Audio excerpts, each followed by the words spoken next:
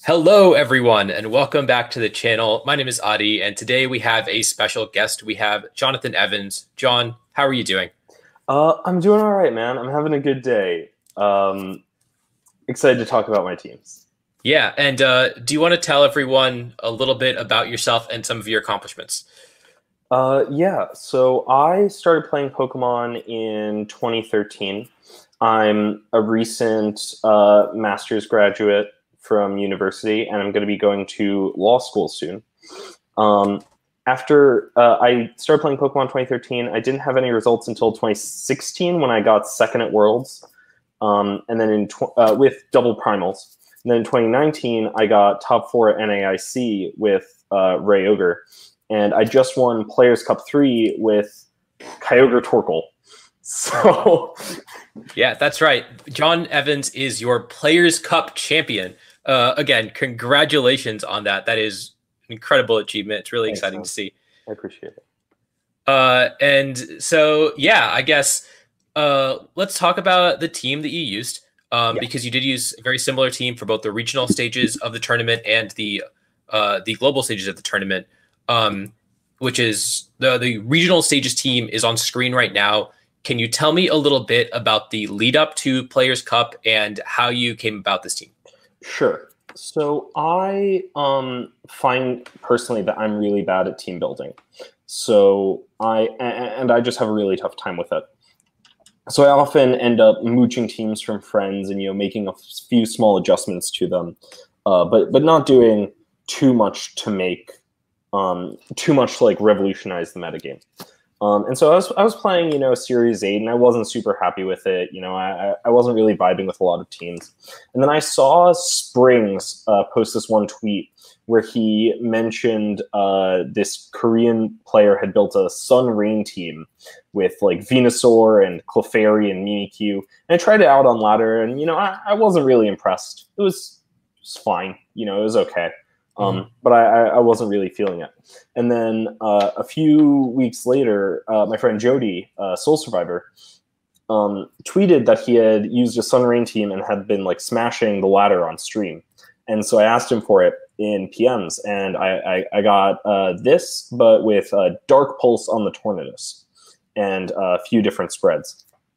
And I started jamming ladder games, and I was at like 1700, kind of chilling. I just shot up to like 1890 in like one ladder session, and I was like, "Whoa, something's going on here."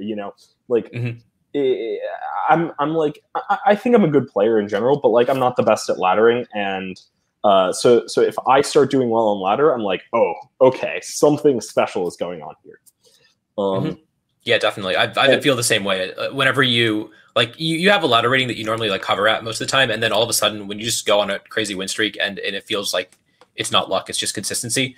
That's how you know that you found your team, I think. Yeah. And so I was like, oh, this team is something. The creator of this team was NJ11, who I think is a relatively new player, but his team building skills seem really impressive. He's built a bunch of really interesting teams. And I'm excited to see what he does with this potential going forward. He got top 16. He got top 16 in the Players Cup region qualifiers, losing to someone who he had the misfortune of playing someone who I had already played, which is not always the most convenient in terms of winning your matchups. So so I'm excited to see what he does going forward. He has a ton of potential. Yeah, and so on screen right now, you can see the team that Navjit NJ11 used to get top 16, and John used a very similar team with slight differences.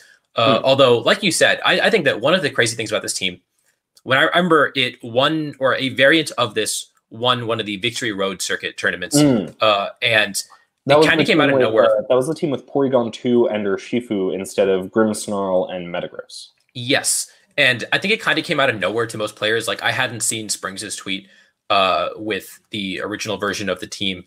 And so for me, this was just like a total shock. And my first reaction was like, this is crazy. Like, why would you put a Torkoal on a rain team?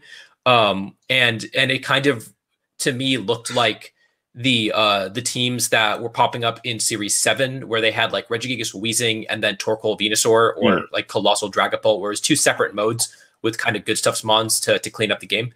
And of course, that's not the case at all. This team, like all the Pokemon have a ton of synergy together, maybe with the exception of Torkoal Kyogre. All the Pokemon actually work really, really well together. It's so unique, and it's so hard to game plan against when you first see it because you really don't know what's going on. Yeah, so I've tried out that P2 or Shifu version, and I found that I just didn't really like it.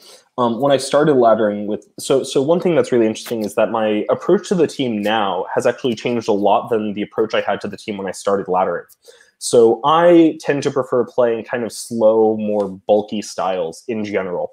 I seem to not have as much success with it, but I don't like this HO kind of feel. So I brought Grimmsnarl to a lot of my games. Like when I was on ladder, I was leading Grimmsnarl, Venusaur with Torkoal, Kyogre in the back.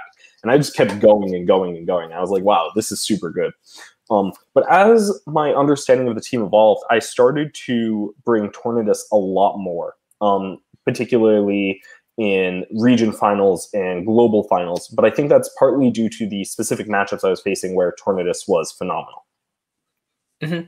And I guess we can talk about the matchups in a little bit, but do you want to tell me about the individual Pokemon and why they're trained the way they are?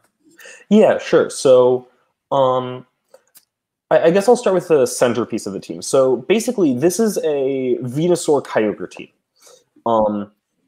Venusaur is the best Pokemon in the format.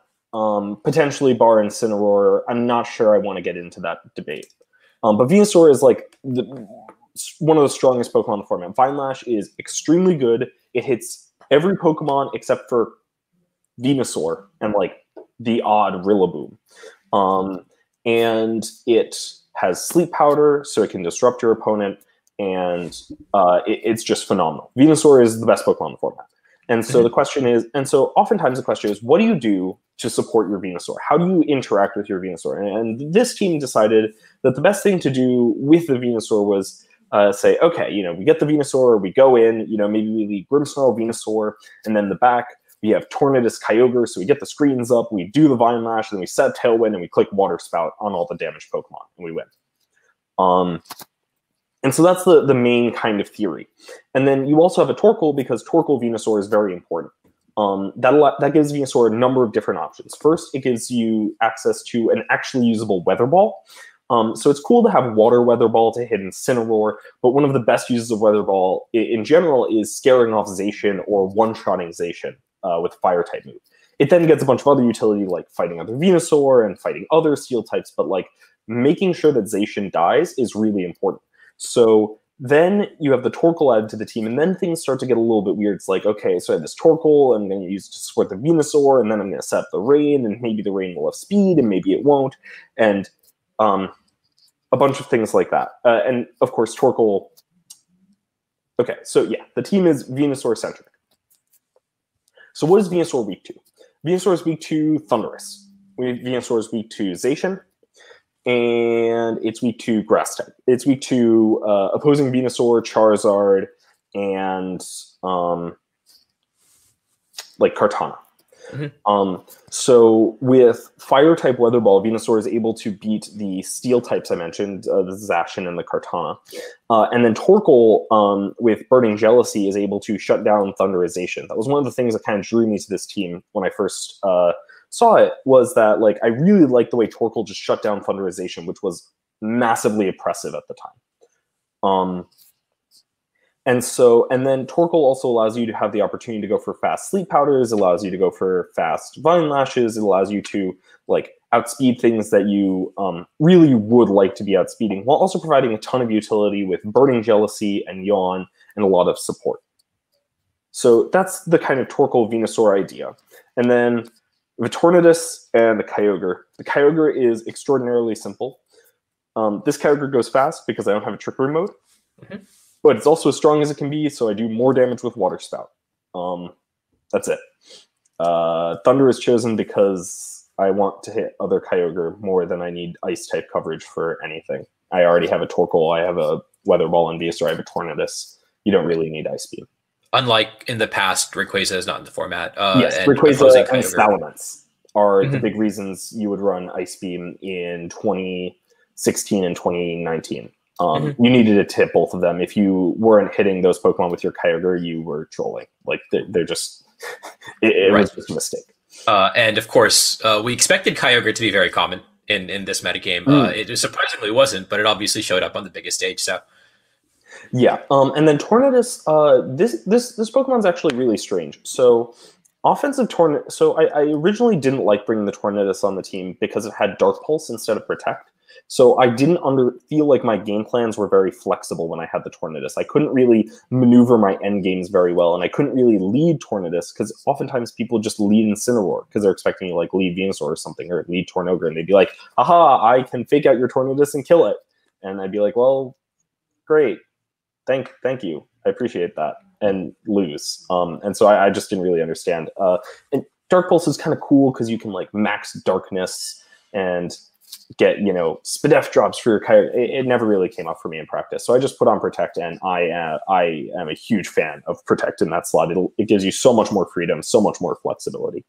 And offensive Tornadus is just really good. It just actually does damage. And the team is kind of missing some damage in a lot of its modes. If you go like Venusaur, Grimmsnarl, Kyogre, Tornadus, and if Tornadus doesn't deal damage, you only have like 2 damage dealers. And so having that second Pokemon that can pick up that extra little bit of chip on the things that Kyogre doesn't like clicking Water Spout against is really nice.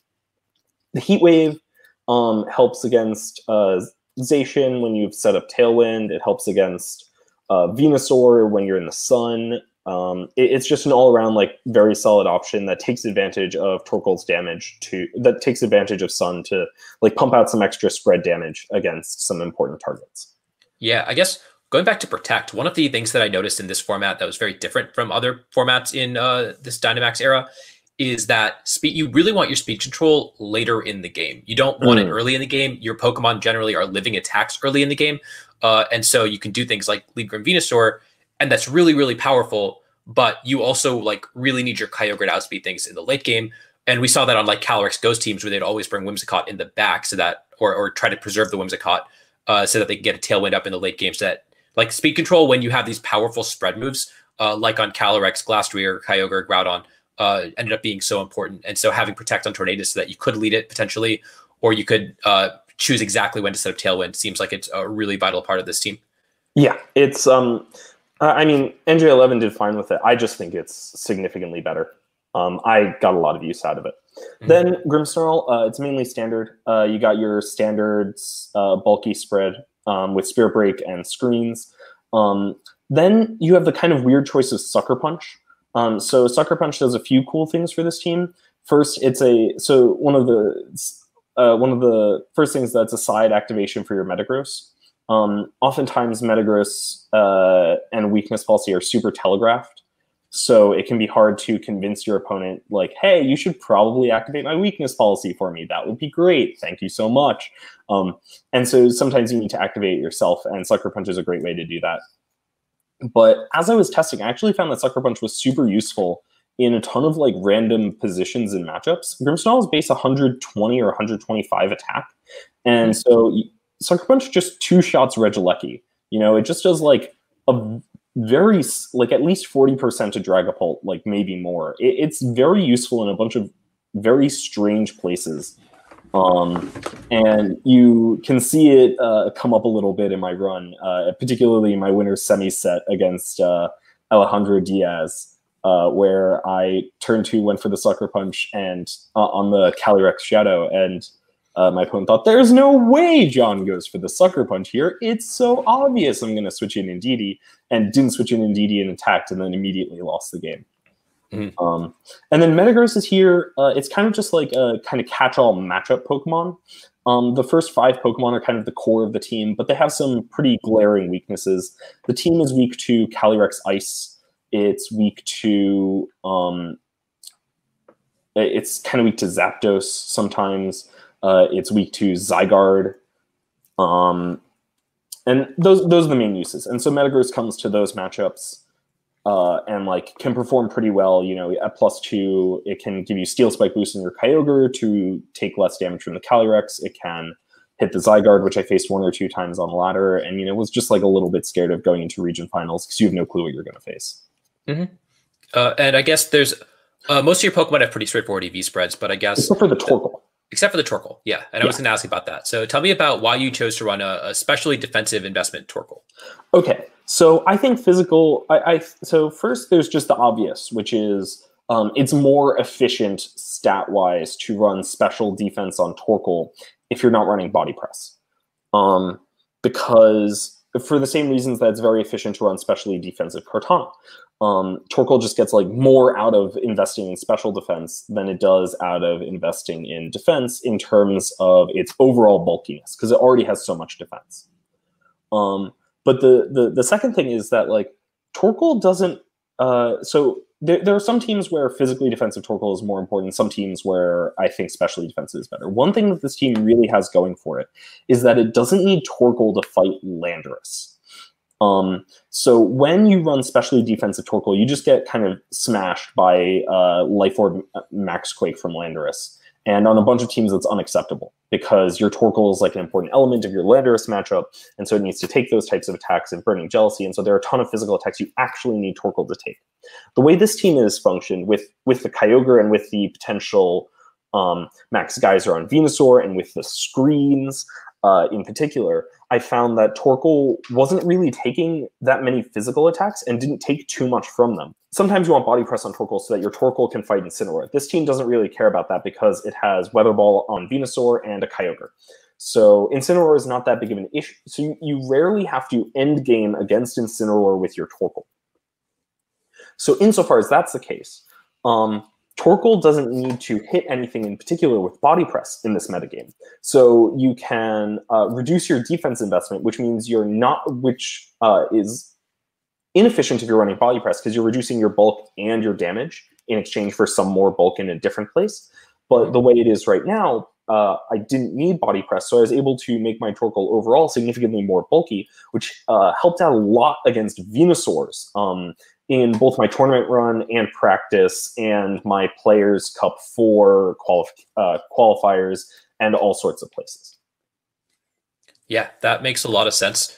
And especially as we see more and more Venusaur in the metagame, I suspect that if Series 8 had lasted a little longer, we might have seen more people shift towards this Torkoal as they decide that's a more important matchup than, like you said, like dealing with Incineroar a little better and dealing with Landorus a little better. Well, I do think it is team dependent. So, for example, one team that I was thinking of just now that might have switched to this is the kind of Zacian, Venusaur, Torkoal teams.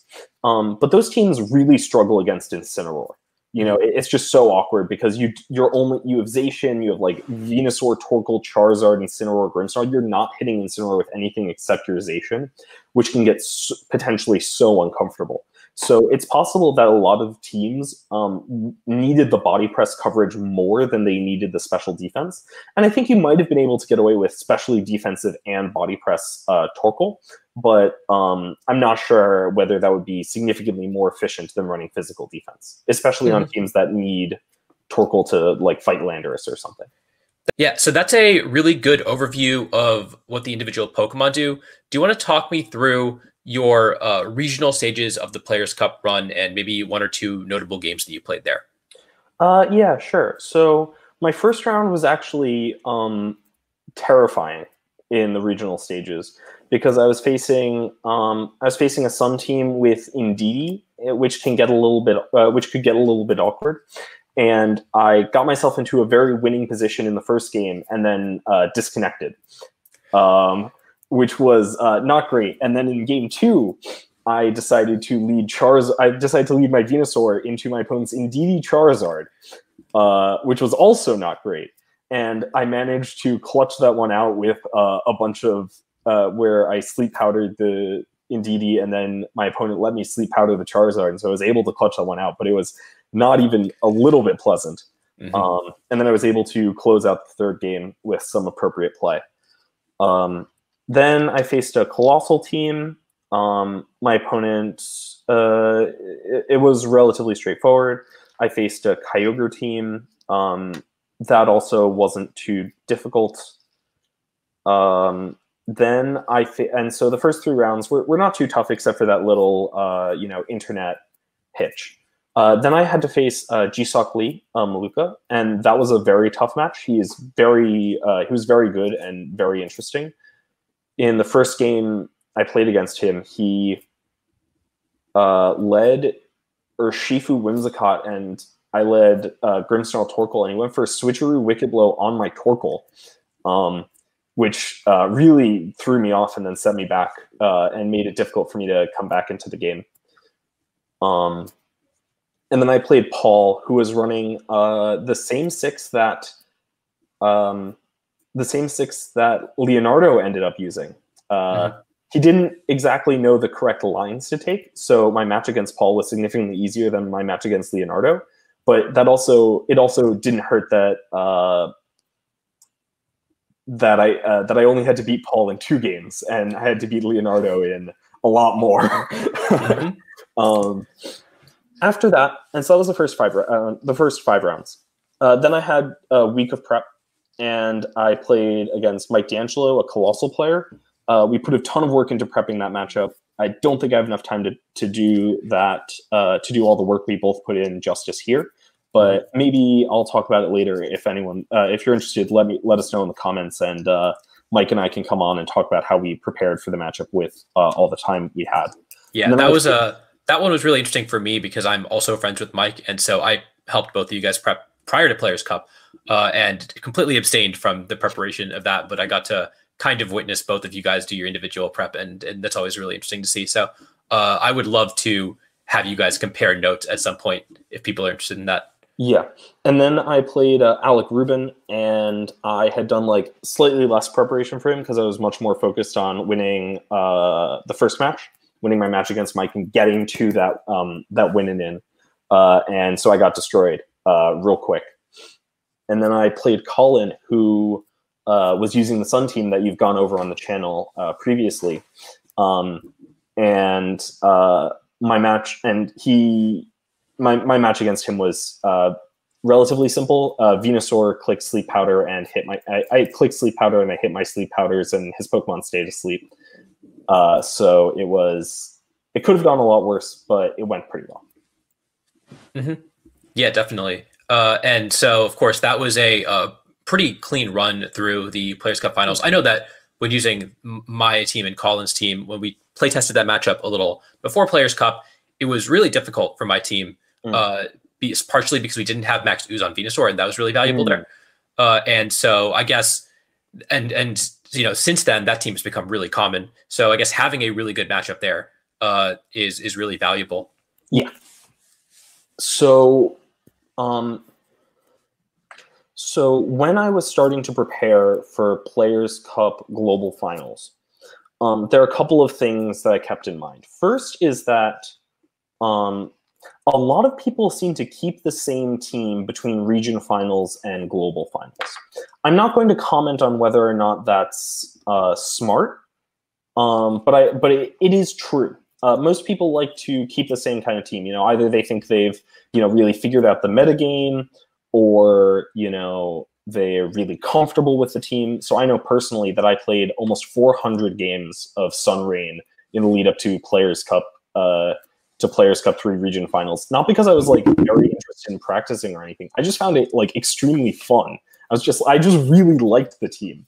And so part of the reason I stayed with it, even when I went to region finals, was I was like, I won't come up with something that I'm more comfortable with than this. And so even if I'm not sure if my matchups are optimal, and I wasn't sure that they were, I was losing more on ladder and stuff, I know that I will get further on comfort with a team that I will get further with a team that I'm very comfortable with, even if it has a slightly worse matchup spread, because I know all my lines and my opponents don't. And so looking at this, there are a few things that you can take from this information. First is that there are a lot of Groudon Sun teams. So if you look at Europe, there are 3 and 1 from Latin America. And I had played Paul with almost exactly the same team, and I had done very well in that matchup. So I thought I was favored against Sun. Then there are 4 Colossal teams, which I felt my matchup was iffy to slightly positive against. And then there's a Zacian Lapras team, which I wasn't concerned with at all, a Solgaleo team, which Kyogre has a phenomenal matchup against, a few Ghost Rider teams, which I was keeping in mind, and 2 Ice Rider team, two Ice Rider teams. One of which came from Alec Rubin, who posted a team report on your channel.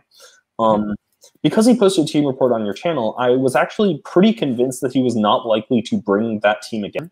I thought that it didn't have a great Colossal matchup, and so I thought it was unlikely to come. So the only Ice Rider team that I thought was going to be in Global Finals was Christopher Egan's team. And so I wasn't particularly, and so when I was prepping, I wasn't particularly worried about Christopher Egan because I decided that I wasn't going to play him. I thought that his team wasn't that great into the Colossal or Sun metagame. And I also thought he was likely to stay because if someone's crazy enough to qualify with Life Orb, Mixed Tyranitar, and Assault Vest Dracozolt, they're going to keep the same team going into Global Finals. Like that's the type of person they seem to be. And I think that one other thing we noticed when we were looking over the teams was that the way the matchups worked in Players' Cup is that usually the players who qualified through Winners Bracket would play someone who qualified in Losers Bracket in a different region, right? And yeah, so there was I didn't actually think about that, but that is in fact true. So that was something I was like notified of a few days before the tournament when I was talking to Agati, and I was like, oh, that's really convenient. that's really excellent to know.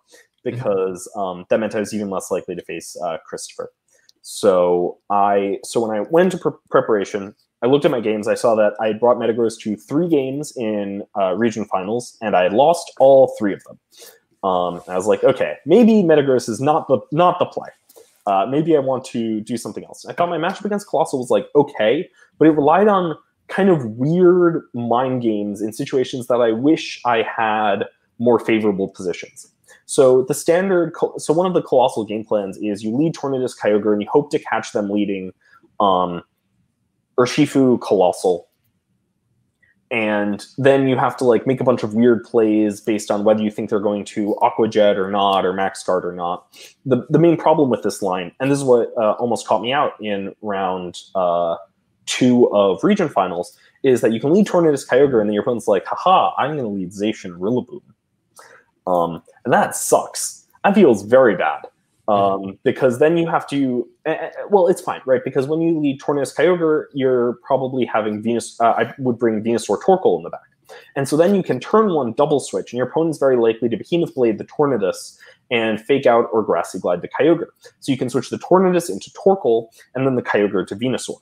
This gets a little bit awkward, though, because you don't want to use Burning Jealousy in case you activate the Steam Engine on Colossal, which gives them enough speed to go for the Volcalith. So then you have to go for Yawn and probably like Sleep Powder on the Zacian, and the Zacian protects, and then the Rillaboom switches into Urshifu, and then maybe Urshifu switches back out into Rillaboom, and you can never click these fire moves, and so you have to like rely on either hitting a bunch of Sleep Powders or going for that turn, for that 1 turn, massive all-in, and going for the max Weather Ball, the max Flare on the Zacian with your Venusaur on the appropriate turn.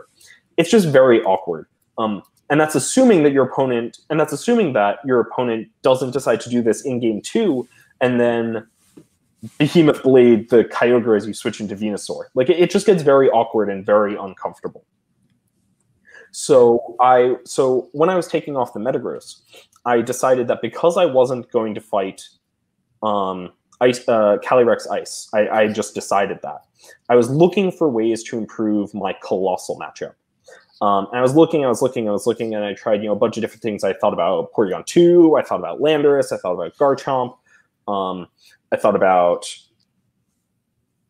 Dusclops. I had a whole list of Pokemon that I thought about. Let me actually see. There were so many. I might have deleted the list of Pokemon that I was thinking about when I subbed. Yeah, I did delete it. I just thought about like a ton of different Pokemon that might be like usable in the slot. And then I was talking to Adi actually right here, like a few days before the tournament. And I was like, yeah, Adi, like this is my problem with the Colossal matchup. And Adi was like, oh, why don't you just put on Incineroar? I was like, no, that wouldn't work, because then I lead Tornadus Kyogre, and then I double switch into Venusaur Incineroar, and then it's worse because my Venusaur is not faster than the Zacian. So really, I think this is like a slightly less efficient game plan into those Rillaboom Zacian leads, because I just like don't actually get more advantage from having Incineroar than I have Torkoal, than if I had Torkoal.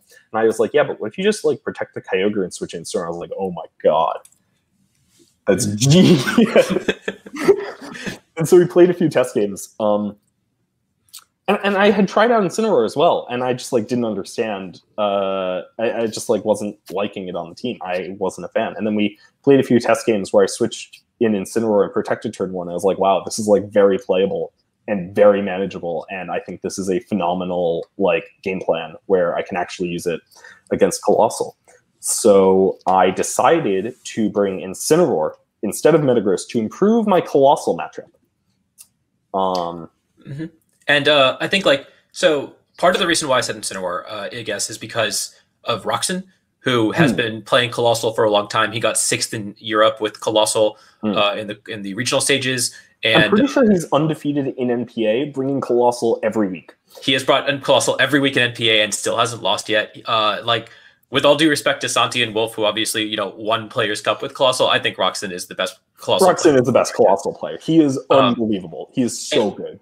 And what he said in our conversation about how do you beat Colossal, because, you know, that's what everyone is thinking, is, you know, he said, most people think that to beat Colossal, you want to add Pokemon that KO Colossal to your team. And he didn't finish the thought, but he heavily implied that that's not the correct mentality to have. And if you look at this team, it has ways to KO Colossal, right? Like Kyogre and Venusaur both can deal with Colossal pretty effectively. It's just that it still gets Volclith up, and then you have to deal with all the other threats that the team has, like namely the Rillaboom, which is a huge problem. The Rillaboom and the Zacian. Right. And so I guess what I took from his statement was what we need to focus on is ways to KO the other Pokemon, and it's okay if we trade a Pokemon to KO Colossal if the rest of our Pokemon match up well into the rest of their Pokemon. Yes. And that's what Incineroar does. Yes, that is 100% correct. One thing that I will say is my team. Oh yeah, no. So what it was, I also played some test games with a bunch of people, including Dwobblefett, and I used Urshifu Water, and I asked him, you know, oh Leonard, what do you think about the Urshifu on this team? And he said it kind of serves the same purpose as Kyogre. It makes me not want to lead Colossal, and so I was like, okay, you know, this really isn't doing that much. So I was really confused, and so I ended up settling on Incineroar. And I worked with some friends, and so this was like a day or two before team lock-in. And so then I started working with my friends on some spreads. And so if you'll notice, the spreads are almost all exactly identical. The Torkoal has had 8 EVs shifted from defense to special defense because I decided that even though special defense hit a jump point, I would like to have more points in special defense. The HP stat hits 176, which is a citrus berry number, in addition to a grassy terrain number. For Grimmsnarl, I decided to take, I believe, 1 point out of defense and put it into speed because maybe there were some people who were running 12 speed Grimmsnarl. It's a pretty common speed stat. And so I was like, aha, I will speed creep them. It turned out that I actually got outsped by the only Grimmsnarl I ended up playing. No, by the only Grimmsnarl that I brought Grimmsnarl against. So this change did not help me. Then we were trying to figure out what the Incineroar was supposed to do. And so there were 2 sets we were considering. There was this set and a bulkier set that hit around 91 speed stat and dumped the rest into defenses with a little bit more attack investment to hit a bonus point. And I worked on this for around like 2 hours, maybe like just a solid hour on the Incineroar alone, arguing with my friends about like what speed stats I should be hitting. And so we were saying like, oh, maybe we should hit 91, maybe we should hit 92. And then you're like, what if we hit max speed? And this was something I thought about, particularly because Adi, Raghav, and Colin all used max speed Incineroar on their Groudon team. And so Adi was warning me not to use it because it never comes up. And that's not incorrect. But my thought on this decision was that I had actually played some games with Adi where there were, in fact, positions where max speed Incineroar would have been good because I wanted to outspeed Adi's Zacian when I had set up Tailwind. And so I remembered there are, in fact, positions that I have gotten into in games where I said, man, it would be cool if I was max speed right here, particularly against Colossal teams. So I decided that max speed would be good against Colossal teams and that my team was good enough to beat all the other matchups without using Incineroar. So Incineroar was mainly going to be for fighting the Colossal teams and wasn't necessarily going to see much use elsewhere. This is particularly true because when I had been laddering with Incineroar on a new alt, I had brought it to a bunch of games and baited myself horrendously and then lost because I didn't bring Torkoal. And I was like, wait, my Venusaur is slow now. Cool, I had Fake Out for one turn. What am I doing here? And so I think this was a good choice on the Incineroar. I stand by the decision I made. It never came up in the tournament. I wish I had had more bulk. I wished that in all the games that I played, I wished that I had had more bulk. However, Alberto Daza lost in the loser semifinals to Yoav Reuven. And when I was theorying out those games after I built this team, Max Speed Incineroar, which outspeeds Calyrex Shadow in Tailwind, actually came up really important in that matchup, where I kind of lead like Torn Ogre, and then I have to like use my Ogre to fight the Regigigas, and then I have to have Incineroar Grimmstar on the back to fight like Rillaboom Calyrex Shadow. It was convenient that my Incineroar outsped the Calyrex Shadow, and it gave me some extra options and some extra potential and some extra threats. Mm-hmm. So it never ended up coming up in the games that I actually played, but I'm still happy with the decision because it very easily could have come up in games that I did not end up playing. Sure. And then I guess, so I mean, we obviously talked at length about that in my team report. And I also had the same thing where like, oh, this is really cool. And Zacian and Calyrex Shadow matchups, and then it never came up for me either. But you know, I do think it is slightly different because I've seen you play your team for a lot of games, and I've seen it consistently fail to come up. But for this one, it very nearly did come up in a number of matches, and so I am still okay with it, even though it never ended up coming up. Right. And, you know, team building for a 16-player tournament where you know what like 12 or 13 of those players is going to bring is very different than team building for the entire 256-player North American field, right? And so, like, going back to the teams, we saw, like, what, 3-4 Calyrex Shadow make it through? 3 Calyrex Shadow and 3 Zacian Colossal. Yeah, and so, like, if you think that it's going to make a marginal difference there, even if it hurts your matchup against, like, Ice Rider, hurts your matchup against Sun teams, like, it's probably worthwhile. Yes. It was going to, like, I didn't think I was going to bring Incineroar into Sun, and I thought it was going to help my matchup in 7 of, against, like, 6 of the 16 teams, 6 of the other 15 teams. That's, like, a phenomenal trade-off. Mm-hmm. So I was very happy with the decision, even if it never ended up coming up. If I was to use this team in any capacity from now on, I would use a bulkier Incineroar where you distribute the stats to whatever defense makes you the happiest. Mm-hmm. And so I guess on that note, do you want to talk about how you approach some of the more common matchups with this team? One last thing, actually. There's one other spread change that I made that I hadn't talked about yet, which is the Venusaur spread. This took ages to settle. So if you notice, if you move back to the last page, the other paste, the Venusaur spread is slightly different. I've taken out 2 points in HP, and I believe 24 EVs in special attack, which translates to 4 points because the 236 is a bonus point. This took a long time for me to agree to. When you are using Venusaur on this team, a lot of the way Venusaur plays has a lot to do with like very marginal amounts of damage and getting very specific KOs with your Vine Lash. And so the damage is very important. And I felt like the team is in general somewhat lacking damage if you don't manage to get like your full powered Water Spouts or like Life Orb Hurricanes off, which can be a little awkward sometimes. So I was very uncomfortable with the idea of reducing my Venusaur's, of changing my Venusaur's spread. But my friend Rajan, who had played in Players, I think had played in Players Cup and knew what the results were, was very adamant that my Venusaur had to be 126 speed because I had taken off the Metagross, so my matchup against Zapdos was weaker.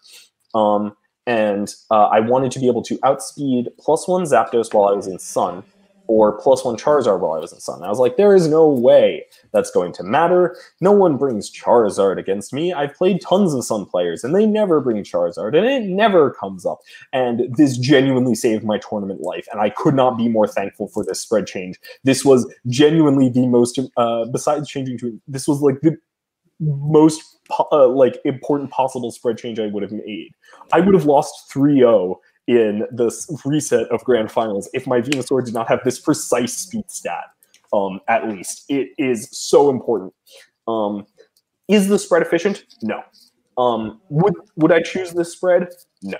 I picked this spread because I didn't want to mess up my internal damage calcs of how much moves do, because I find that that's really important sometimes to like making game plans. You say, oh, I know my Venusaur is going to do roughly 40% with this attack, or roughly 35%, before Vine Lash, or something like that. And so I really didn't want to change the special attack. But one thing you could do is bump the special attack down to, I think, 156 EVs, which is the next highest jump point below the current stat, and then put the rest in HP. I think that's a very viable change to the Venusaur spread. I just was not comfortable with making this change 2 days before the tournament. Yeah, for sure. And yeah, I mean, like you said, it did come up, and I know, like, big way. Like, it came up for me. I mean, we were max be timid, but it came up for me in my set against Master Mark, where he had a Zapdos on the team. And the Zapdos, of course, gets the +1, and most people bring Zapdos against teams like this. Like, this is the team that you want to bring Zapdos against, right? And so, I obviously we didn't see any Zapdos make it to Players Cup Finals. I don't think. No, we did. I actually played Zapdos. Oh, okay, yeah. So like, it didn't come up against that, but I did play a Zapdos. Mm-hmm. And so, yeah, like base 100s are really common. They're really common into Sun teams, and so it makes sense to have your Venusaur speed them. I was not happy about this change until it saved my life. So your friends have your best interests at heart, even if they're not always correct. You should do your best to listen to them and evaluate what they're saying critically. For sure. Yeah, and so I guess with that, do you want to talk about how you approach some of the more common matchups? Sure. So I think so again, most matchups in general, if you're approaching matchups, your main thought should be, can I lead Venusaur here? Vine Lash damage, I find, is very important. And so the way I thought about most of my matchups was, I'm going to lead Venusaur Grimmsnarl or Venusaur Torkoal, and we're going to get Vine Lash up. That's just what's going to happen. Once you have that game plan in mind, you can start to evaluate certain situations differently. So against most, so how would I put this? So against some like more rogue teams, you can start leading Kyogre. You can lead Kyogre Grimmsnarl against. I led Kyogre Grimmsnarl against a couple of Calyrex Shadow Rider teams. That's pretty powerful. You can still lead Venusaur Grimmsnarl if you're feeling it. I did that against G-Sock Lee, who didn't have Expanding Force on his Calyrex, and there are a bunch of different options. If you're talking about how to fight Sun specifically, I think the game plan I went for against Yoav is going to be pretty successful in general. I'm not sure if I would adapt to the Incineroar game plan that I came up with against Leonardo that you can see in the replays of the global finals. But basically, when I fight against Venusaur Grimmsnarl lead, Venusaur Grimmsnarl almost always has most Venusaurs have dropped Sludge Bomb. So you can lead Venusaur Torkoal into Venusaur Grimmsnarl and go for turn 1 max Ooze into the Grimmsnarl. They'll click Light Screen, and you yawn the Venusaur as they max Quake your Torkoal. Your Torkoal will eat handily no matter what item they are, and you'll heal back to like either above 50% or like around 30% if they're not Life Orb versus Life Orb respectively. Then after that, you can go for Protect and Vine Lash into the Grimmsnarl. The Venusaur will almost always click Vine Lash into your Torkoal.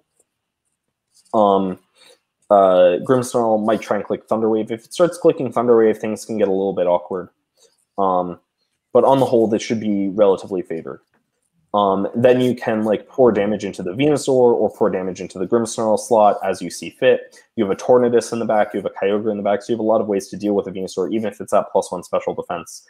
Particularly with your especially defensive Torkoal and your with your especially defensive Torkoal at +1 in Sun and your +1 Venusaur in the Sun.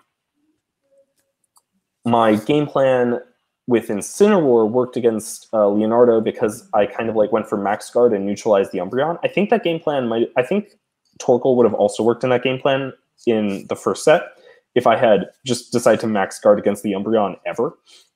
But Incineroar was nice because if players like really understand the matchup, they realize, oh god, this is so unfavored for me. The best thing for me to do is win the 50-50 on Sleep Powder and get more than a 2-turn sleep on the Torkoal, and do that as many times as possible. So your game plan there is often to just wake up. I did not wake up, so I lost a lot of games in a row. But Incineroar has safety goggles, so it can't be put to sleep. So that changes the matchup slightly. I don't know how I would change that up because I haven't really thought that far into the matchup. But that's mainly what I would do against some teams. Venusaur Torkoal with Tornadus Kyogre in the back, and turn 1 you yawn the opposing Venusaur. It works out very well. Are there any other matchups you'd like me to cover? I guess Colossal, you briefly covered how you approach that, but do you want to... So against Colossal, I would probably lead Tornadus Kyogre with Venusaur and Incineroar in the back, and you have to make different plays depending on what they lead. If they lead Colossal or Shifu, you have to make many decisions based on whether they have Solar Beam, how likely they are to max guard the Colossal. If they max guard the Colossal and Surging Strikes your Tornadus, it can get a little bit awkward.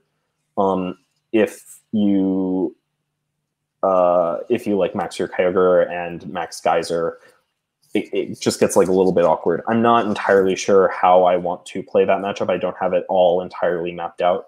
But Tornadus Kyogre with Venusaur and Incineroar in the back is a pretty good default option, especially game 1 and especially on ladder, because your opponent's very likely to lead Zacian and Rillaboom into you. Mm-hmm. And I guess it's a little sad that we can reduce the metagame to 3 teams now, but how would you approach the other team that's in the metagame, which is Calyrex Shadow? That's very dependent. Calyrex Shadow, I tweeted about this a while ago, but Calyrex Shadow teams kind of act like 2019 X-Ray, where they're kind of just like, you add a bunch of like mediocre Pokemon onto your team, and then suddenly it's a good team. Like, you know, you add Cinderace and Glastrier and Indeedee and whatever you want, and whatever you want. I don't know, or Shifu Dark and Wheezing Regigigas, and now my team's great.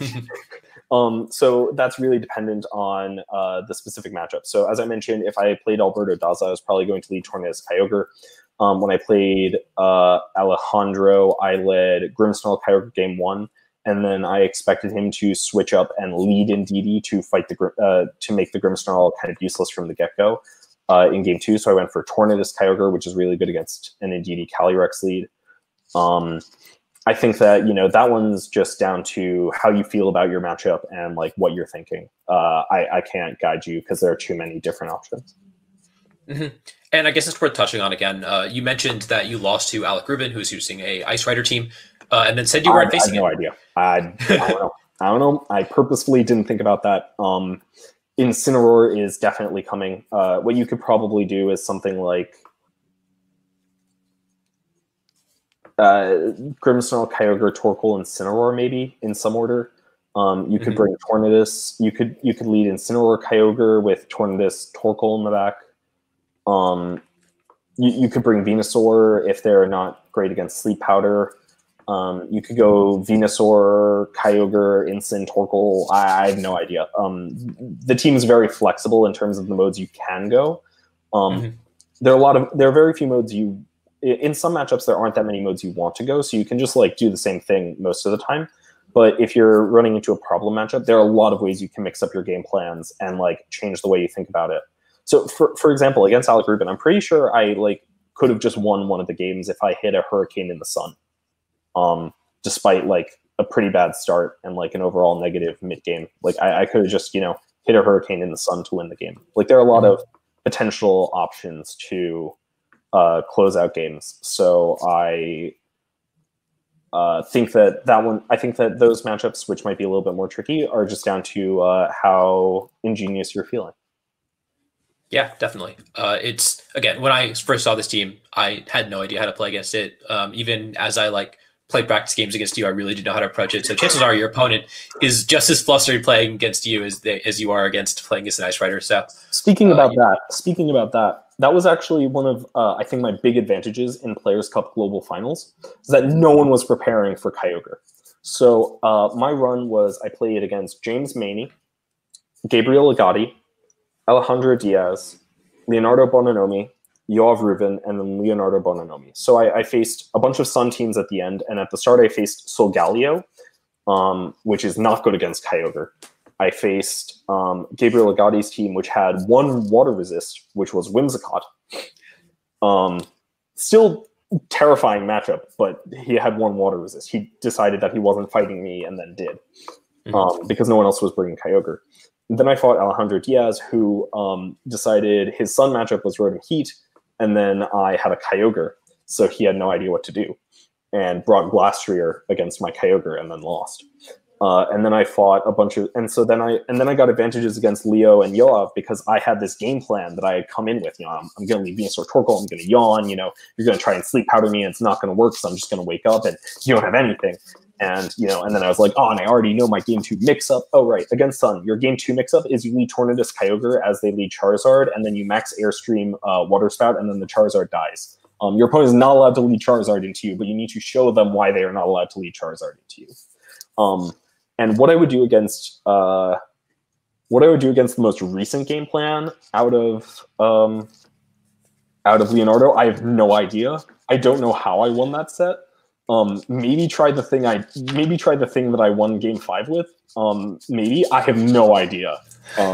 This was I can't even talk about that. One of the best advantages, and so because Leonardo, and so that's the big difference between having a game plan and not having a game plan.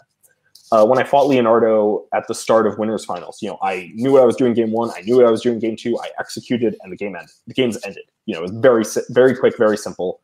I knew what I was doing, and he didn't. Game 3, he decided he was going to put me to sleep, and he did, and then I lost. And I was like, oh, you know, this is fine. This is still part of my game plan. I'm just going to wake up. But I didn't get lucky enough to get that. And then eventually, you know, you saw that I came up with a new game plan to fight Leonardo going into the first set of grand finals, and I smashed him because he hadn't come up with a new game plan. He thought his game plan was fine. Or maybe he was preparing for Yoav. And then going into set 2 of grand finals, he came up with a completely new game plan. And if he had brought that out at the start of the first game of winners finals, things would have gone far worse for me. It would have been so much worse. And so I had the distinct advantage of I played against his team before, I was preparing for it, I was targeting it, and I knew my game plan going in. So I had a big advantage because I was the only Kyogre player. If this was a tournament filled with Kyogre players, might not have gotten the result that I did. Yeah, and I guess that also, you know, speaks to the difference between a best of 3 and a best of 5, and in your case, a best of like 15 against Leo. And so I guess 14 games. Yeah, I mean, I guess we'll get to talk about the sets in this minute, but like, what were your thoughts? You played, I guess, 4 best of 5s, and that's obviously a really novel format for Pokemon. What are your thoughts on the best of 5 format, being the most experienced player in them now? I had a good time. I would never do it again. I think that one of the things that's really interesting is trying to come up with safe plays in your game plan, or like safe adaptations in your game plan. And you do have some more opportunities to do that in best of 5s, but a lot of games can feel very samey. So I know that, for example, when we had the Onog Invitational, this was in 2017, all the best of 5s were 3-0s, and they basically just went exactly the same way because sometimes there just aren't enough game plans in the matchup. And so if I hadn't come up with a new game plan for set 2 of for the first set of grand finals, you would have just seen a repeat of winners finals, and it would have just been, does Jonathan wake up? I don't know. Maybe he'll wake up, and it would have been disgusting. And then if I had won, we would have done that again, you know, and it would have just been, you know, how is Sleep Powder doing? You know, how is Yawn doing? And that might have just been the matchup. I might have just not had anything else to add. Some teams just can't change up their matchup against a particular team. It so happened that the matchup in winners finals and grand finals was very in-depth and intricate and had a lot of variation possible.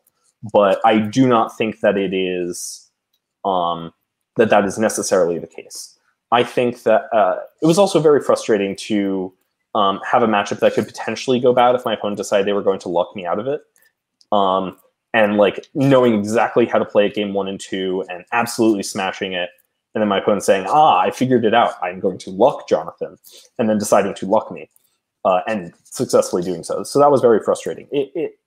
I think that best of fives are something that we would need to be more comfortable with in general, because I've had game 1 and game 2 plans headed into a set, but like having a game 3 plan is just like a lot to ask of a player. Also, I think it just like extends the tournament for way too long.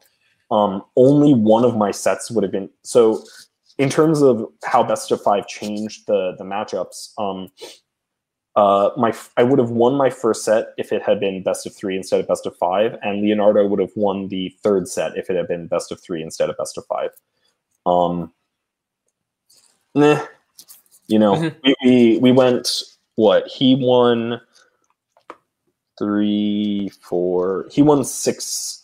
He won 6 games out of 14. I won 8 games out of 14. Like that's the way the best of 5 was structured didn't really add too much. It added a lot to this experience in particular, but I don't think it adds too much to competitive integrity or to choosing the best player. I think it's just such a weird format that that's so non-standard that I am not like super interested in it. Yeah, I guess my thought is, so in this specific case, those matches were so entertaining. That was some of the best Pokemon I've seen, and I loved watching every moment of it. But in terms of the in general, from what I've seen, when you move to a best of 5, especially with double elimination for the potential for bracket resets, it stops being about the play and starts being more about the matchup. And if a player has a slight matchup advantage, they are able to leverage it a lot better because they played so many games of it. But potentially, I'm not. That is something I felt before. I'm not like 100% certain on that, but that is something I've definitely felt before. One thing I will say is that you can like start to mix things up in a really awkward manner, particularly in restricted formats, where you can start going for more aggressive, more risky plays, and you can't cover for everything. So if you just like it gives you opportunities to go for risky things, but like best of 3, it's much easier to invert matchups, to invert matchup advantage. Yeah. And so I guess moving on, do you want to talk about some of the highlight games of your Players' Cup Finals run? Of course, I think all but one of your games was on stream, so you can go back and watch the VODs for all of these on the... And I will be producing some small videos, analyzing them. They might be not small videos, depends on how I'm feeling. Going through, my thought process turn by turn and how I approach the matchups, not with a goal to getting better at season 8 because season 8 is ending, but just as a way to improve your general quality of play and mind and thought process in approaching team previews and each turn of the game.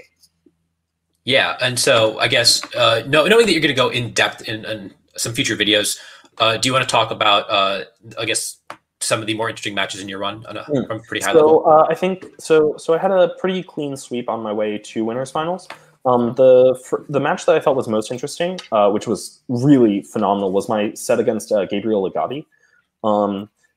In team preview, it looks like it should be very favored for me, but the potential for Whimsicott Charizard I felt was something that I was very scared by, and the Wild Charge Zacian was also very scary. So I went with a non-standard mode for this game. I think I brought Incineroar, Torkoal, Tornadus, and Kyogre, which is something I've never done in any other match. And so I just busted it out because I didn't see a place for Venusaur in the matchup because Zacian's way too threatening early, and the Whimsicott can set up Tailwind to make it so that Venusaur isn't able to fight the Zacian. My first game against him was phenomenal. I highly recommend you check it out. There's some very interesting end game play. If you focus on, I think that a lot of the decisions I made there are very critical and are better than some of the alternatives. I think the Burning Jealousy I went for when the Garchomp went for Max Rockfall, and I think the Protect on Tornadus were both actually very strong plays that I've seen people analyze insufficiently. So I very much recommend checking that out. I played out of my mind, and Agati played phenomenally as well. Like the way I felt that set was, I went into the games and I was like, oh, you know, this is fine. You know, I'm playing really great. I'm playing really great. You know, we're ahead. And then I got to the end game. I was like, wait, I've lost. What's going on here? How did this happen? You know, what have I failed to understand?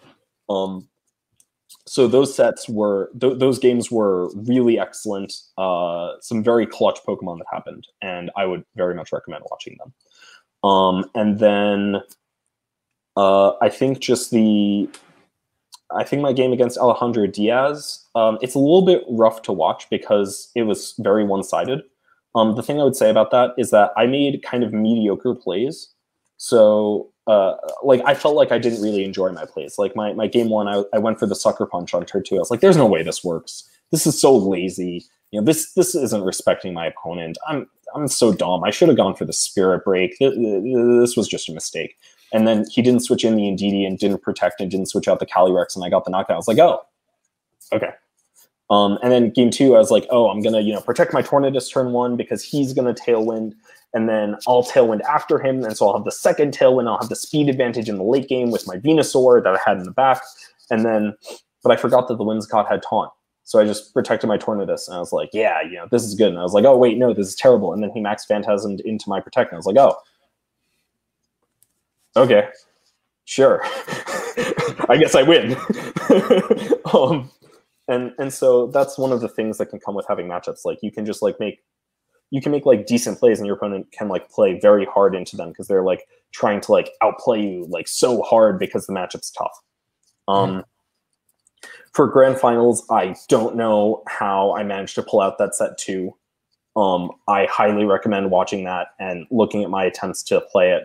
But one thing I will say is, I am generally a player of the school of do the same play the second time. There's no way they expect you to do exactly the same play again.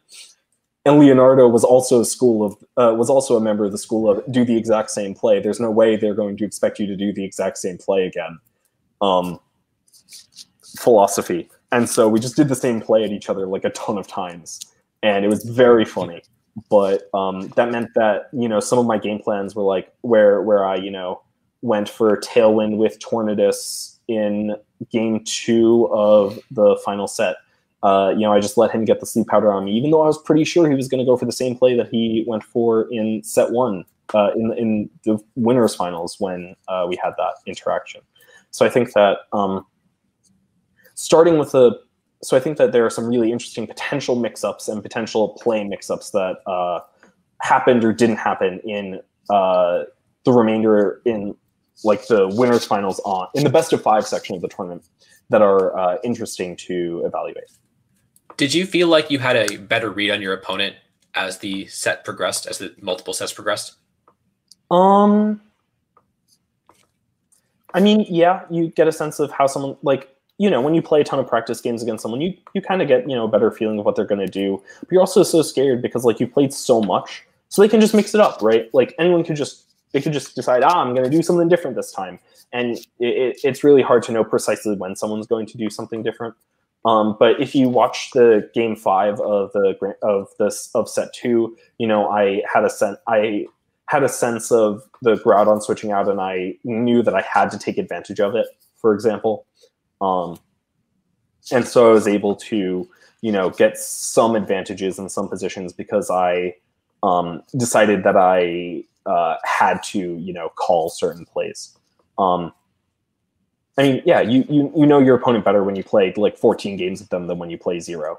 You know your opponent better after you played 13 games of them than after you played 1. That's all I can say about that one. Yeah. Yeah. I guess that's those are all the questions that I have about your Run Through Players Cup.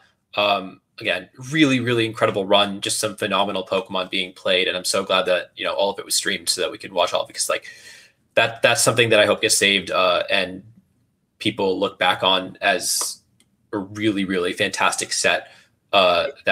This may be me speaking for myself, but like this is almost certainly the best finals I've ever. This is the best finals I've ever seen myself, and it might just be the best finals like ever. Like it is nuts. There is so much adaptation. There is so much difference in play. You got everything.